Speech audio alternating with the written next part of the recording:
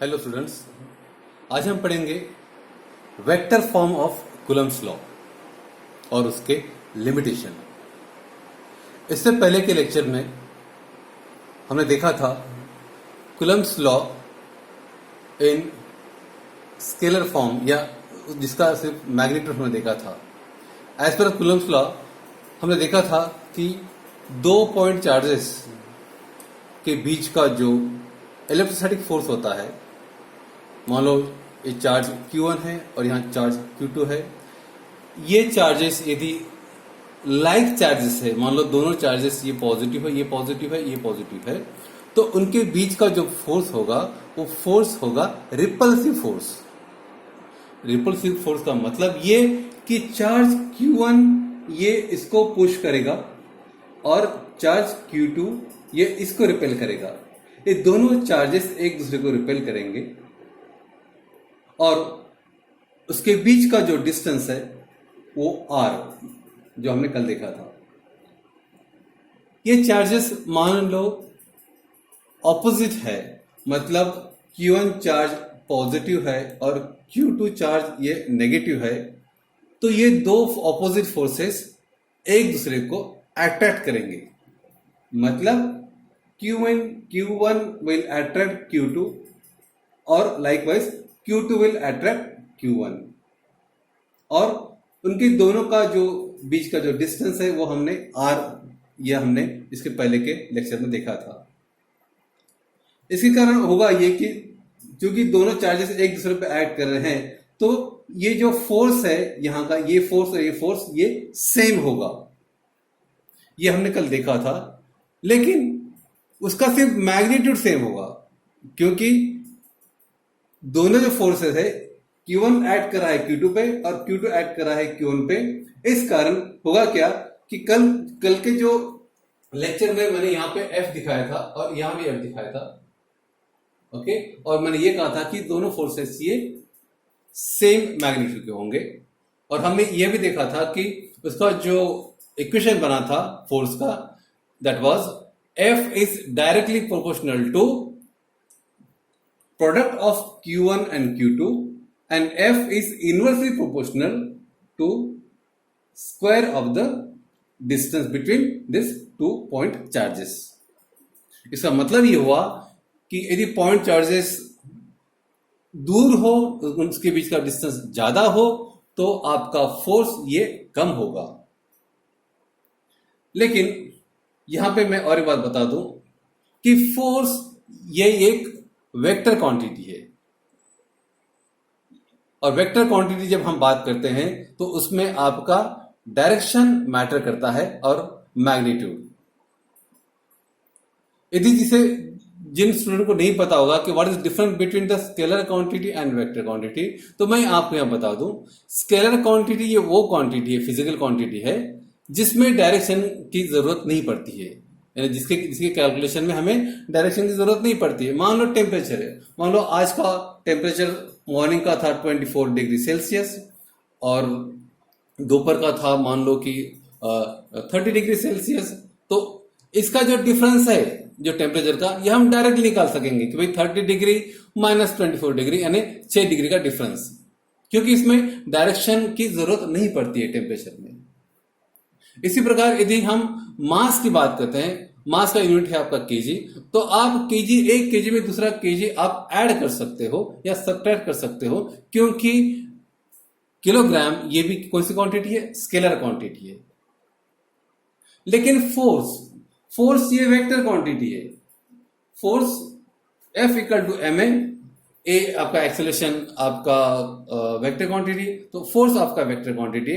और जब आप वेक्टर क्वांटिटी की बात करते हैं तो वेक्टर क्वांटिटी का एडिशन या सब्ट्रैक्शन आप डायरेक्टली नहीं कर सकते, क्योंकि वेक्टर क्वांटिटी में मैग्नीट्यूड आता है और उसका डायरेक्शन भी आता है। जैसे हम फोर्स कहते हैं तो फोर्स किस डायरेक्शन में फोर्स लगा, उसका मैग्नीट्यूड कितना है। फोर्स अपवर्ड हो सकता है, फोर्स डाउनवर्ड हो सकता है, फोर्स पुल फॉर्म हो सकता है, फोर्स पुश फॉर्म हो सकता है, फोर्स इंक्लाइन भी हो सकता है। तो इस कारण जब भी हम फोर्स की बात करेंगे तब उसमें मैग्नीट्यूड और डायरेक्शन दोनों भी कंसिडर करने पड़ेंगे। तो इस केस में भी क्या हो रहा है, इस केस में देखिए आप कि ये Q1 पॉजिटिव चार्ज है, Q2 पॉजिटिव चार्ज है, उसके बीच का डिस्टेंस r है, तो होगा ये कि Q1 जो फोर्स रिपल्सिव फोर्स अप्लाई करेगा Q2 के ऊपर, Q2 रिपल्सिव फोर्स अप्लाई करेगा Q1 के ऊपर, तो होगा क्या, तो दोनों की डायरेक्शन ये डिफरेंट होगी। एक फोर्स F2 उस तरफ जाएगा, एक फोर्स इस तरफ जाएगा। तो आपने देखा जैसे आप 11th स्टैंडर्ड के बुक में आपका चैप्टर है कि स्केलर और वेक्टर, तो आपको पता है कि वेक्टर का जो एडिशन होता है या सब्ट्रैक्शन होता है या उसका प्रोडक्ट होता है, उसके कुछ फॉर्मूलाज है। तो मैं आपको रिक्वेस्ट करूंगा कि ये चैप्टर पढ़ने से पहले आप 11th का जो स्केलर और वेक्टर जो टॉपिक है वो पढ़ लें।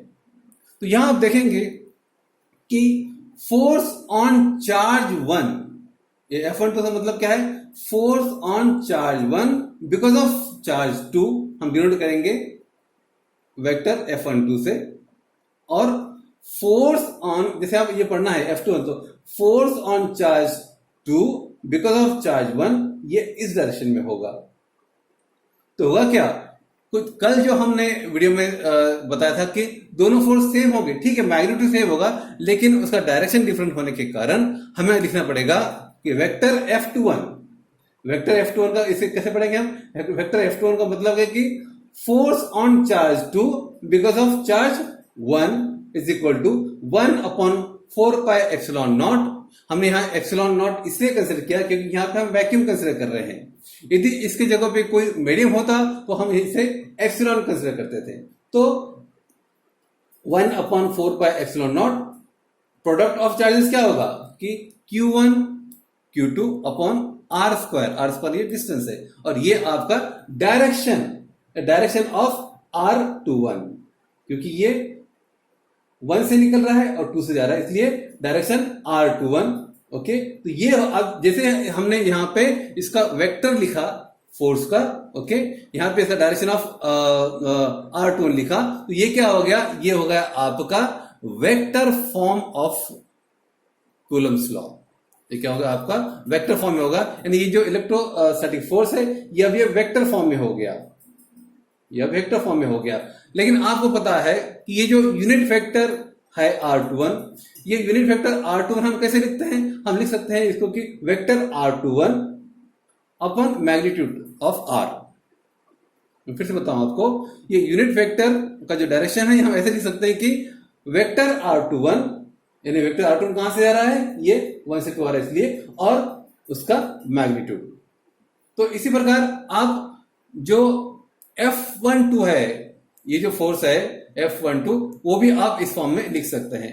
अब हमारा जो इक्वेशन कैसे हो जाएगा, तो यहां पे vector F21 equal to 1/4 pi epsilon naught Q1 Q2 upon R square है, और इसको हमने डॉट क्या किया है कि यूनिट वेक्टर R21 का डायरेक्शन दिया है।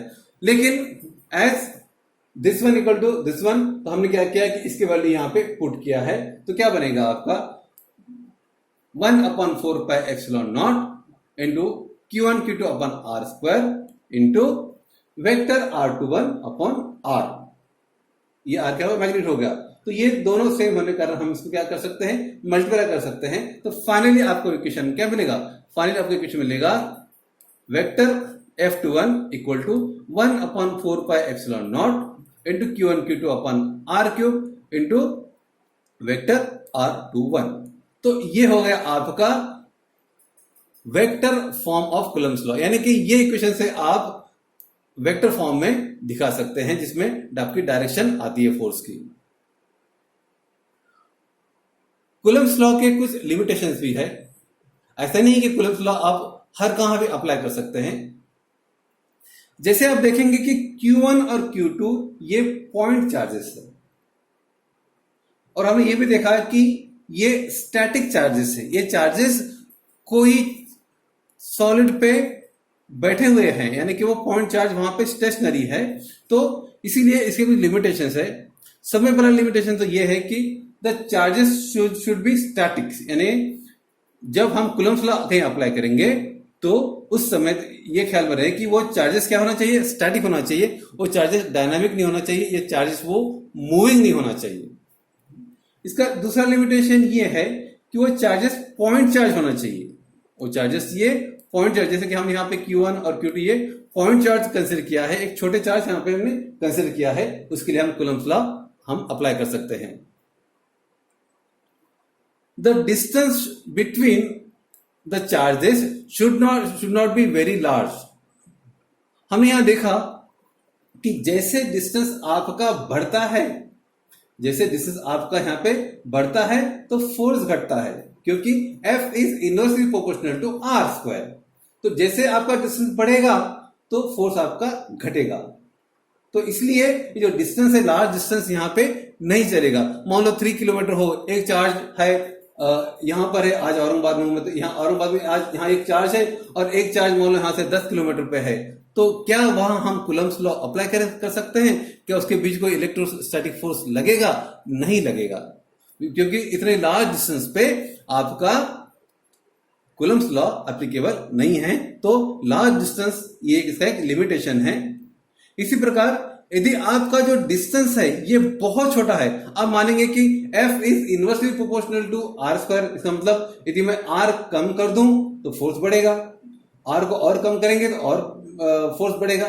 लेकिन इसको भी कुछ लिमिटेशन है कि जैसे कि हम देखते हैं कि एक न्यूक्लियस में क्या होता है, आपके प्रोटॉन होता है, न्यूट्रॉन होता है, और मान लो न्यूक्लियस का आप साइज देखेंगे कितना होगा, 10⁻⁻15 होगा। इतने छोटे साइज में जो पावरफुल फोर्स एक्ट करता है, जो फोर्स एक्ट करता है वो आपका न्यूक्लियर फोर्स होता है, जो कि आपके इलेक्ट्रोस्टैटिक से भी बहुत ज्यादा पावरफुल होता है। तो बहुत स्मॉल डिस्टेंस में भी आप ये कूलम्ब्स लॉ एप्लीकेबल नहीं होता है। उसके लिए आपका जो रेडियस होता है वो रेडियस आपका should be greater than 10⁻⁻15। So Coulomb's law is applicable to it is not applicable to very large distance or very extremely small distance, or it should be a static charge and the charges should be point charges। तो ये तो हो गए आपके limitation of Coulomb's law. कल हमने देखा था कि डाइलेक्ट्रिक जो कांस्टेंट था, ओके, डाइलेक्ट्रिक कांस्टेंट जो है वो क्या है, वो रेशियो ऑफ आपका परमिटिविटी ऑफ मीडियम जो है उससे आपका परमिटिविटी इन वैक्यूम का है। तो यदि हम इसके वैल्यू पुट करेंगे तो Q1 Q2 upon 4 pi epsilon not R square upon Q1 Q2 upon 4 pi epsilon R square. यदि हम इसको देखेंगे तो ये क्या हो जाएगा, ये होगा आपका electrostatic force in vacuum to the electrostatic force in medium. तो दोनों भी ये रेशियो होने के कारण इसमें कोई यूनिट आपका नहीं होगा। और एक बात मैं यहां बताना चाहता हूं कि आप फोर्स इक्वल टू आपका K into Q1 Q2 upon R square ये एक्सप्रेशन है, तो यहां हमको पता है कि K की जो वैल्यू है वो K की वैल्यू आपकी 9 इंटू 10⁻⁹ है, ओके। और मान लो ये Q1 और Q2 चार्जेस जो है ये 1 कूलम है, यानी Q1 1 कूलम है और Q2 आपका 1 कूलम है, और बीच का जो डिस्टेंस है Q1 और Q2 के बीच का वो मान लो 1 मीटर है। तो यदि हम ये वैल्यू पुट करेंगे इस इक्वेशन में तो क्या मिलेगा, F equal to 9 into 10⁻⁹ Q1 1 Q2 1 R का स्क्वायर यानी 1 का स्क्वायर, 1 का स्क्वायर, तो सभी कट हो जाएंगे। तो आपको वैल्यू क्या मिलेगी इलेक्ट्रोस्टैटिक फोर्स की, इलेक्ट्रोस्टैटिक फोर्स की वैल्यू मिलेगी आपको 9 इंटू 10⁻⁹ न्यूटन, क्योंकि फोर्स का यूनिट क्या है, न्यूटन है। कल जो हमने F equal to K into Q1 Q2 upon R square ये जो फार्मूला देखा था, उसमें ये जो K था इलेक्ट्रोस्टैटिक कांस्टेंट, ये जो इलेक्ट्रोस्टैटिक कांस्टेंट है, don't get confuse between this capital K and small k। ये आपका इलेक्ट्रोस्टैटिक कांस्टेंट है, ये आपका इलेक्ट्रोस्टैटिक फोर्स कांस्टेंट है। तो K इक्वल टू क्या आएगा आपका F R square upon Q1 Q2। तो इसमें देखेंगे आप कि जब हम डायमेंशन निकालते हैं तो यहाँ पे फोर्स का जो डायमेंशन है वो M1 L1 T-2 आएगा फोर्स का। वैसे ही आपका जो R, ये जो डिस्टेंस है R स्क्वायर का मतलब क्या होगा, L स्क्वायर, L का 2 होगा, L स्क्वायर हो जाएगा। और यहाँ पे देखेंगे आप कि Q1 और Q2 जो चार्जेस है ये Q1 का होगा IT और इसका होगा IT। इसको हम जब सॉल्व करते हैं तो क्या मिलेगा हमको, M1 L3T-4 और I जो -2। ये तो क्या होगा आपका डायमेंशन ऑफ कूलम्स कांस्टेंट या इलेक्ट्रोस्टैटिक कांस्टेंट। ये आपका इलेक्ट्रोस्टैटिक कांस्टेंट है, ये आपका डाइलेक्ट्रिक कांस्टेंट है, ये आपका कैपिटल के है। ये कैपिटल के को आप सी में भी डिनोट कर सकते हैं, कई किताब में देखा मैंने तो के जो है आपका ये सी कैपिटल सी से आप डिनोट कर सकते हैं। बल्कि ये जो है डाइलेक्ट्रिक कांस्टेंट ये आपका small K, it is ratio of permittivity of one medium to the permittivity of medium vacuum, ये उसका रेशियो है। तो स्टूडेंट आज जो हमने पढ़ा है वो मैं फिर से रिवाइज करता हूं। आज हम पढ़ रहे हैं Coulomb's law in vector form और उसके लिमिटेशन क्या क्या है। इससे पहले के लेक्चर में हमने कूलम्स लॉ देखा था, लेकिन उसमें सिर्फ मैग्नीट्यूड देखा था कि जब हम F is directly proportional to Q1 Q2 इसका प्रोडक्ट और डिवाइडेड बाय R का स्क्वायर, मतलब आपके डिस्टेंस का स्क्वायर। लेकिन आज हम देख रहे हैं कि उसका वेक्टर फॉर्म क्या है, क्योंकि इलेक्ट्रोस्टैटिक फोर्स जो है वो आपका वेक्टर क्वांटिटी है। जब वेक्टर क्वांटिटी है तो उसमें आप डायरेक्टली एडिशन नहीं कर सकते हैं। ओके, उसके कुछ रूल्स है। उस मैंने देखा कि उसमें हमको मैग्नीट्यूड और डायरेक्शन दोनों कंसीडर करना पड़ता है। तो यहाँ पे हमने देखा कि Q1 और Q2 ये 2 पॉइंट चार्जेस है, ये लाइट चार्जेस है, तो एक दूसरे को रिपेल करेंगे। Q1 will repel Q2 and Q2 will repel Q1। तो इसका जो फोर्स रहेगा ये वेक्टर F12, मतलब क्या है कि force on charge 1 because of charge 2, force on charge 1 because of charge 2, यानी कि F12।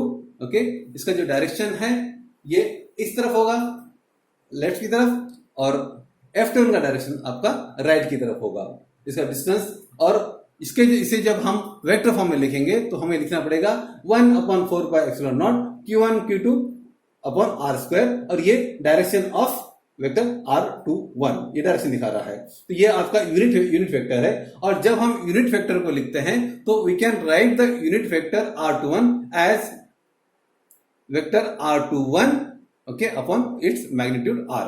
तो ये जो वैल्यू है ये वैल्यू हम इसमें पुट करेंगे तो हमें क्या मिलेगा, Q1/4πε0 Q1 Q2 upon R square into vector R21 upon R। ये R क्या है, मैग्नीट्यूड है। तो ये जो हमने क्या किया, R21 और R को मल्टीप्लाई किया तो ये R³ हो गया। तो ये हो गया आपका कूलम्स लॉ का formula in vector form. Coulomb's law के हमने लिमिटेशन देखे कि कूलम्स लॉ की लिमिटेशन ये है कि दोनों जो चार्जेस है Q1 और Q2 ये आपके स्टैटिक चार्जेस होने चाहिए। ये चार्जेस कहीं रुके हुए कहीं बैठे हुए होने चाहिए। नंबर 2 का लिमिटेशन ये है कि कूलम्स लॉ तभी एप्लीकेबल होगा जब ये दोनों पॉइंट चार्ज हो। पॉइंट चार्ज मतलब क्या, एक छोटा चार्ज यहाँ पे, एक छोटा चार्ज यहाँ पे, ऐसे पॉइंट चार्ज होने चाहिए। तीसरा लिमिटेशन ये है कि इसके बीच का जो डिस्टेंस है ये बहुत लार्ज डिस्टेंस, यानी कि distance in kilometre, 10 kilometre, 20 kilometre या 1 किलोमीटर इतना नहीं होना चाहिए। ओके, तो उसके लिए भी आपका कूलम्स लॉ एप्लीकेबल नहीं होगा।